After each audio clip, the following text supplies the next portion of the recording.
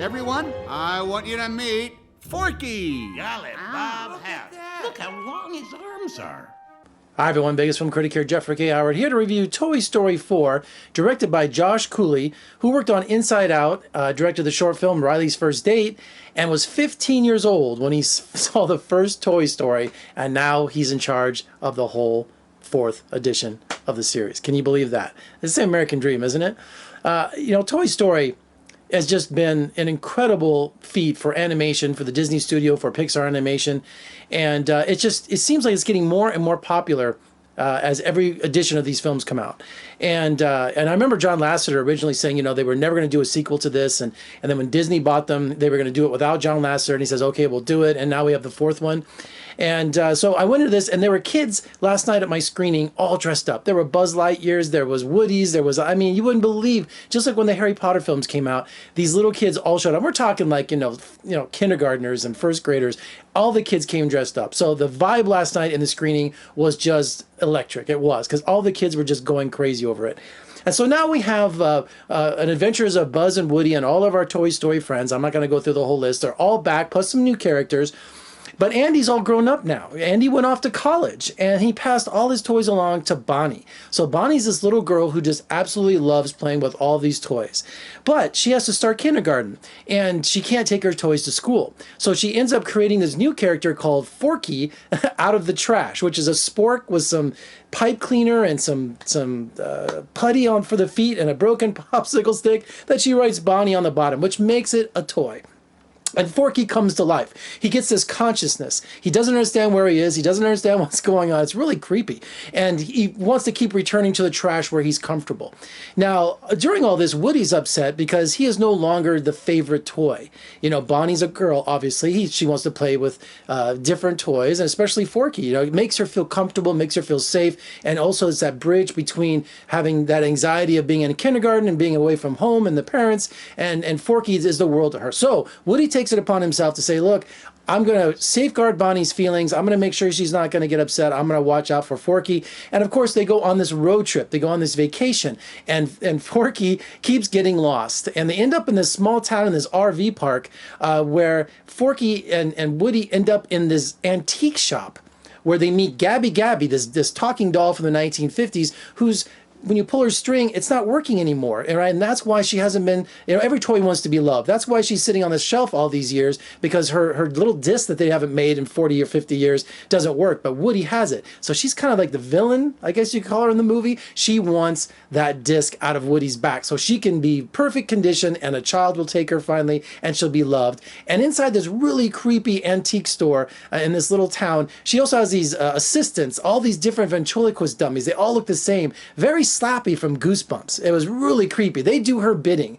So while this is going on, you got Buzz back with all the other toys in the camper trying to figure out where in the world happened to Woody and to Forky. And also going on all this, at the beginning of the film, we find out that Bo Peep was sold.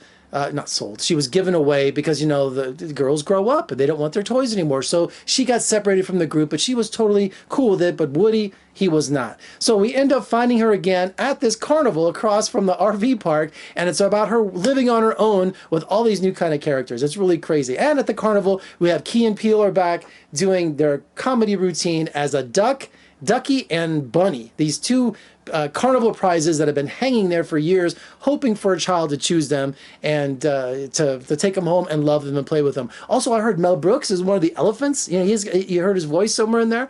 And probably stealing the whole movie in the antique store. Of course, there's all these toys that have been no one's used in decades. Is Duke Kaboom, voiced by Keanu Reeves, who steals every scene he's in. Duke Kaboom, Canada's greatest stuntman. Huh. Oh yeah. Ha. Huh. Yes. Huh?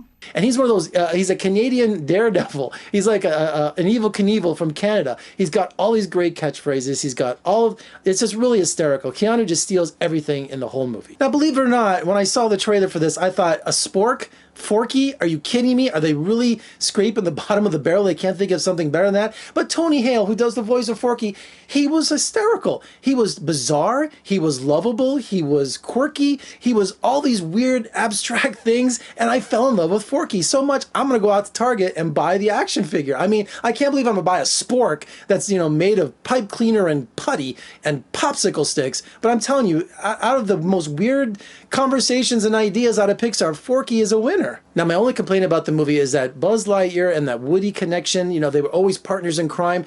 This time, there's not much screen time between them. And if there is, they're kind of separate. You know, Buzz is doing his own thing and then Woody's doing his own thing. So you always had that team effort going on, that camaraderie. It's really missing in this film. It's more with Bo Peep and it's more with Gabby Gabby. It's more with Forky. So it's kind of splintered off like that. So Buzz is almost like a secondary character in this, which was really unusual because, you know, he didn't get much screen time with Woody, and it just felt like he was left out. Now, I kept thinking about John Lasseter. You know, he was forced out of Pixar, and he created the whole company and Toy Story, and it was his vision. He was the Walt Disney of Pixar. I think he's credited for the storyline in this, and I couldn't but help think what he would have brought to Toy Story 4, you know, because there were some dead ends in the movie. It was kind of slow, but very emotional at times. And, you know, people were coming out. There's a big twist at the end. I'm not going to give any spoilers away. And the animation is just incredible. There's the whole carnival. You see the merry-go-round and all the details. The very beginning of the film, there's a rainstorm and they have to save an RC car that's going in the gutter with a rainstorm. And so Slinky and them are trying to rescue him. And you just see the raindrops coming down and the thunder, and it just looks fantastic. It's unbelievable. Just when you think, well, you know, computer animation, they've kind of topped out. Toy Story 4 takes it to a whole new level. So congratulations to Josh Cooley. Congratulations to everybody who was involved with Toy Story 4. It's really delivers. The audiences went crazy for it, and it's got a built-in legacy. And, you know, just when you think as sequels keep going and going and going, that they get worse. Even though I had some kind of issues with the film overall, it's a really good time. And you know what? People are going to go crazy for Toy Story 4. All right, for more reviews and interviews, just surf on over to my website, vegasfilmcritic.com. Check me out on social media, Facebook, Twitter, Instagram. And if you're watching on YouTube, which you should be, make sure you comment below, what did you think of Toy Story 4? Also, hit that subscribe button so you won't miss any of my reviews and my interviews. I'm Jeffrey K. Howard in Las Vegas. Thank you for joining me. I'll see you next time.